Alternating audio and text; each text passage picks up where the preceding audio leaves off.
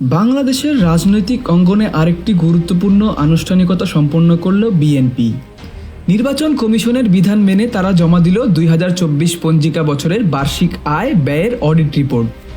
দলের পক্ষ থেকে জানানো হয়, বছর জুড়ে বিএনপির মোট আয় ছিল 15,94,94,842 টাকা, আর মোট ব্যয় হয়েছে 4,80,04,823 টাকা।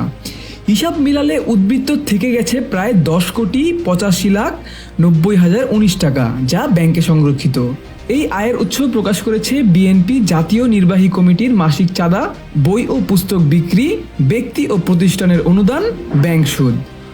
অন্যদিকে ব্যয় হয়েছে আর্থিক অনুদান ও ত্রাণ কার্যক্রম, জনসভা ও আলোচনা সভার আয়োজন, পোস্টার, লিফলেট ও ক্রোড়পত্র ছাপানো, ইফতার মাহফিল সহ অন্যান্য অফিসিয়াল খরচ।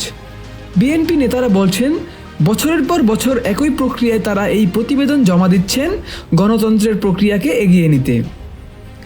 31শে জুলাইয়ের মধ্যেই প্রতিবেদন জমা দেওয়ার বিধান অনুযায়ী এবারও সময় মতো হিসাব দিয়েছে বিএনপি। রাজনৈতিক দলগুলোর স্বচ্ছতা ও জবাবদিহির প্রশ্নে এই রিপোর্ট কতটা আলোচনার জন্ম দেয়, সেটি এখন দেখার বিষয়।